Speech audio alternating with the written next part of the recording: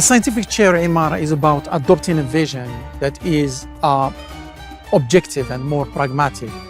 A vision that makes Andalusian civilization a deep source of inspiration for a better future, thus pursuing an approach that looks more into the cultural and scientific experiences of Al-Andalus and seizing it as an opportunity to outline an overall reflection while trying to identify the general features of this avant-gardist civilization in its time.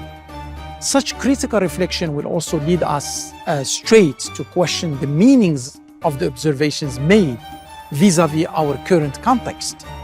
Few decades ago, Al-Andalus was studied not for what it is, but for what we wanted to do with it because of ideological shifts.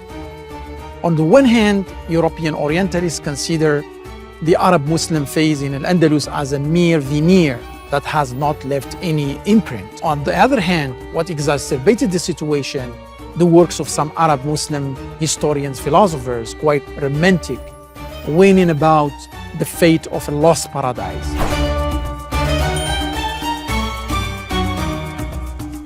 The experience of Al-Andalus has ceased to exist in time, but its urban and scientific traces are still present with us.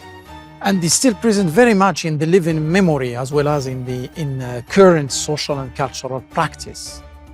Hence, Al-Andalus is part of European geography, but also very rooted in Moroccan history.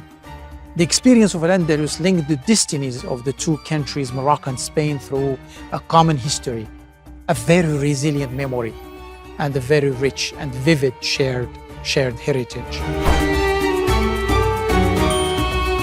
The common history between Spain and Morocco consists indeed of two logics. If we start by the historiographical logic, first Al-Andalus. This is the expression that designated very early on under the writings of Arab authors and historians the areas of Spain subject to Arab Muslims' influence. This debated Al-Andalus has never been well positioned until the end of 20th century, marked especially by the syntheses and works of eminent historians and scholars such as Martinez Gross, Guichard, Fanjul, and the study of Al-Andalus with these scholars embarked upon a new impetus in revisiting this Andalus from within, and of course focusing on its experience on the social, cultural, environmental, scientific level. And the second, many researchers have tried, therefore, to dismantle this Andalusian myth and further explore the realia, what it means. It means the tangible realities. They relied mainly on the results of archaeological, spatial explorations, histories of social facts, and on the rigorous deconstruction of ancient writings. And third, of course, the innovative exploration of tangible facts has placed the Iberian peninsula in a broader context, what we can term as the Mediterranean bound. This new scholarship, of course, on the history of Al-Andalus, ranging from 700 to 1492, has revealed also a holistic view that covers various angles, be it territorial, scientific, legal, political, economic, or even environmental. When it comes to political and cultural logic, and starting by cultural logic, this Andalusian moment was especially marked by an exceptional and relative fusion of ethnic groups of various origins, such as Arabs, Berbers or Amazigh, Jews, Christians, blacks of Sudan, clans of Central Europe, Saqaliba, and the indigenous new Muslims, Al-Muwalladun. This heterogeneous mass of population has been able to coexist in a good understanding and despite, of course, difficult times, in a spatial and cultural framework marked by the preeminence of Islamic institutions at the political, social, and religious levels.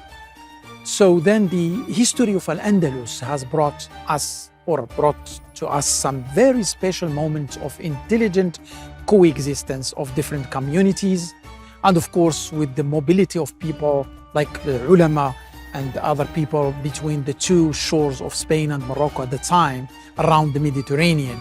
But when it comes to the political logic, directly or indirectly, the internal struggle of the Taifa kingdoms and the Christian advance, of course, into Andalus provoked the intervention in the peninsula of especially the two dynasties of Morocco. The main one is the first one, Almoravid Emir, especially Emir Yusuf ibn Tashfin, and finally the rule of the Andalus by the Almoravid Empire from the end of the 11th century until 1144. And then the Almohad from the middle of the 12th century to 1228. So therefore, for nearly a century and a half, the political unity of Al-Andalus and the Maghreb was re-established in favor of that of the Maghreb, or in particular Morocco. Al-Andalus becomes then a peripheral province in empires, which key capital was, of course, Marrakesh.